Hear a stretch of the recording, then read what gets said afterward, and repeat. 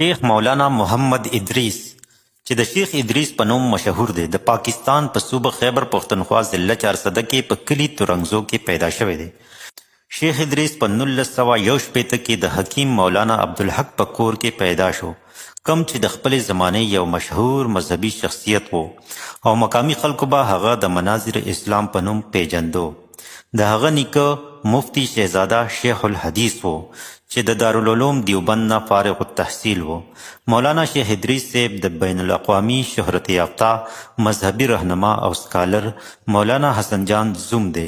د شیخ ادریس صاحب دوه زامن دي، مولانا حافظ انیس احمد کم چې په دارالعلوم حقانیه کې دینی تعلیم حاصل کړی دی، او بل ډاکټر محمد سلمان چې د میډیکل د شعبې سره وابسته MBBS ډاکټر دی.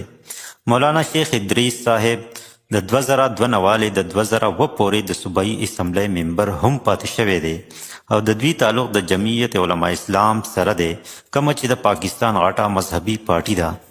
شیخ ادریس په ملکی سیاست کې هم ښه په ګرم جوشۍ سره حصه اخیستې ده او د ضلع 400 د جمعیت علماء اسلام ضلعي صدر هم پاتې شوی دی او د صوبایي اسمبلی ممبر سره سره د صوبایي اسمبلی سپیکر هم پاتې دی او د نفاذ شریعت کونسل سابقه رکن هم پاتې شوی دی.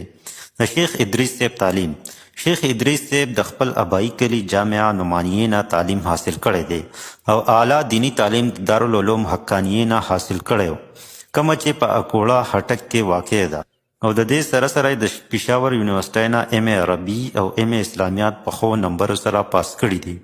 تعلیم د حاصلولو نه وروسته خپل ځان یې د قوم نوجوانانو ته د دینی تعلیم دپاره وقف کړی دی او دا وخت هغه په جامعه نعمانیه 400 کې د درس و تدریس او د ادارې منتظم دی. که ویډیو مو خوښ شوي نو د خپلو ملګرو سره یې لازمي شیر کړئ.